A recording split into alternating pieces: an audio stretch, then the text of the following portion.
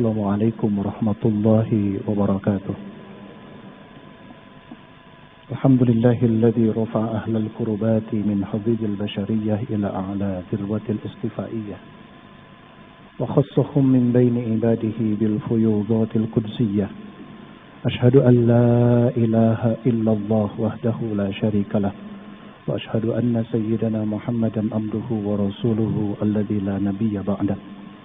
اللهم صل وسلم على سيدنا محمد بن عبد الله وعلى آله وأصحابه ومن تبع رسالته إلى يوم القيامة. أما بعد، قال الله تعالى في كتابه الكريم وهو أصدق القائلين: أعوذ بالله من الشيطان الرجيم، بسم الله الرحمن الرحيم.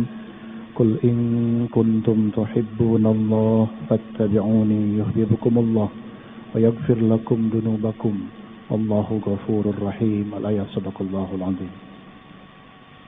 Hadirin jamaah salat Isya dan salat tarawih yang dimuliakan Allah Subhanahu wa taala. Bersyukur kehadirat Allah Subhanahu wa taala kita disampaikan pada malam keempat bulan Ramadan tahun 1447 Hijriah. Satu hadis yang perlu kita renungkan berkaitan dengan pelaksanaan ibadah Ramadan kali ini. Rasulullah sallallahu alaihi wasallam dalam hadis yang diriwayatkan oleh Imam Tirmidzi bersabda, "Ragima anfu rajulin idza dzukirtu indahu falam yusalla alayya." Merugilah seseorang yang kalau disebutkan namaku di hadapannya, falam yusalla alayya, dia tidak membacakan salawat kepadaku.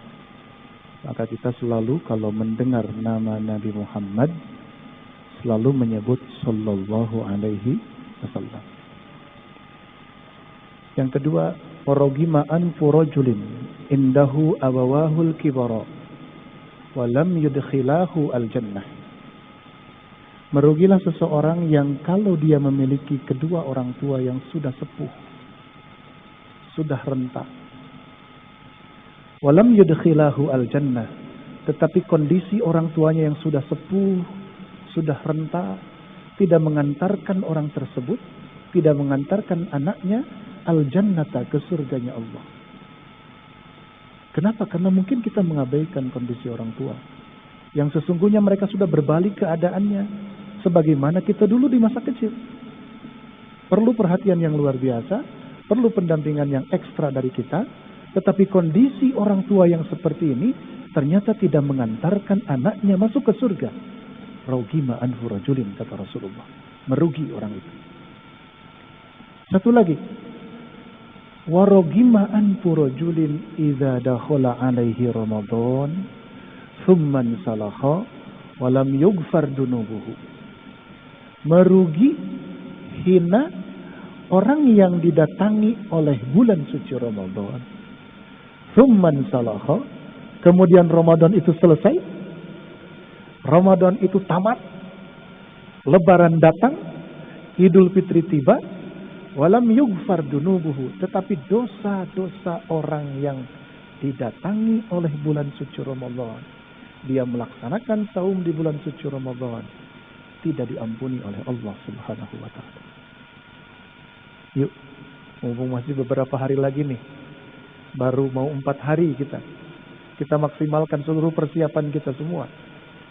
Karena boleh jadi orang yang didatangi Ramadan, puasa di bulan suci Ramadan, tapi dosa-dosanya tidak diampuni di bulan suci Ramadan, itu disebabkan karena persiapan kita yang kurang maksimal. Apa saja? Salah satunya persiapan ilmu. Ilmu yang paling sederhana tetapi bisa fatal terhadap pelaksanaan saum kita, tentang waktu kapan mulai saum dan kapan berakhir saum. Bapak Ibu yang dimuliakan Allah Subhanahu wa taala, sepakat kita bahwa mulai saum itu sejak terbit fajar siddiq sampai terbenam matahari akhirnya.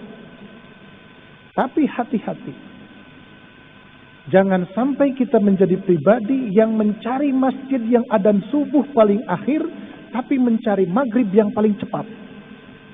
Kalau kita dalam keadaan mukim, tidak kemana-mana, sedang tidak bepergian, tidak keluar dari daerah kita, kalau patokan kita memulai saum dengan adzan subuh, ditandai diawali persiapan dengan imsak. Imsak itu bukan awal saum, tapi persiapan memulai saum. Kalau adzan subuhnya Masjid Agung ini yang kita jadikan patokan subuhnya, maka kalau kita orang sini, maghribnya harus menunggu adzan dari masjid ini. Jangan terganggu dengan masjid yang lain, karena boleh jadi berbeda 1 menit dengan masjid yang lain. Ini sederhana, tetapi bisa membatalkan saum kita semua. Yang kedua, persiapan dari aspek jismani, persiapan fisik kita. Kenapa sejak Rajab Rasulullah menganjurkan kita saum?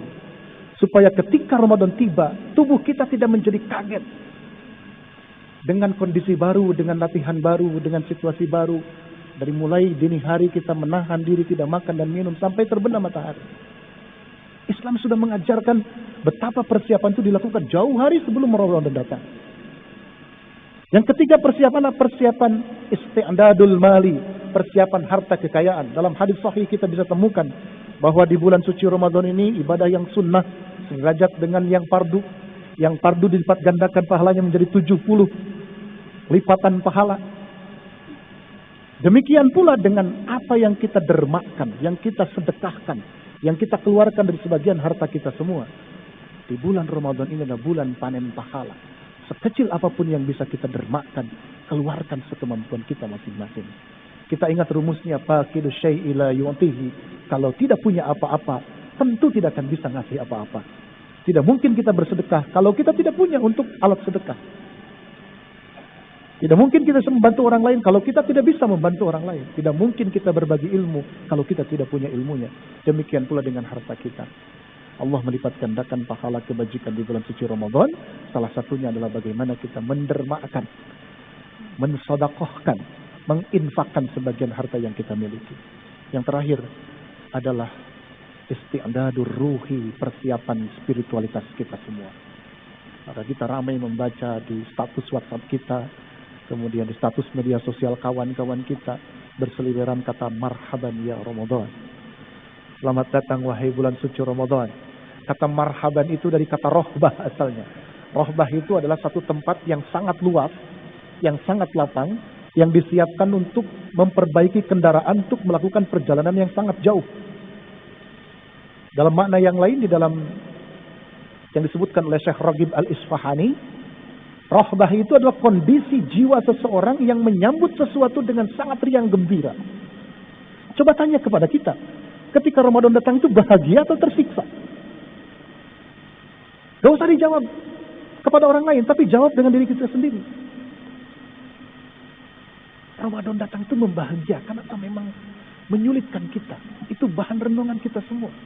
Kalau kita mengatakan marhaban ya Ramadan, selamat datang wahai bulan suci Ramadan, tapi dalam hati dan pikirannya, ya kumaha THR, gimana untuk beli baju baru anak, tersiksa dengan datangnya Ramadan, ya kumaha takjil dan sebagainya. Jadi mulutnya marhaban, tapi hatinya sebenarnya tidak bahagia. Mari kita geser. Saum bukan soal nanti pada akhirnya berganti pakaian. Saum bukan soal berganti kendaraan untuk pamer di hadapan saudara kita di kampung halaman. Tapi saum sesungguhnya adalah imsakul qalbi anil iltifati ila ghairillahi. Mengekang jiwa kita, menahan hati kita, menahan qalbu kita dari larak lirik kepada selain Allah Subhanahu wa ta'ala. Kalau saum kita hanya sebatas menahan lapar dan dahaga, anak-anak kita, cucu-cucu kita sudah bisa melaksanakannya.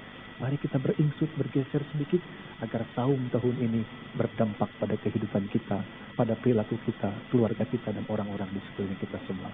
Amin ya Allah, ya Rabbal Alamin. Terima kasih. Wallahul muwaffiq ila aqwamit thoriq. Assalamualaikum warahmatullahi wabarakatuh.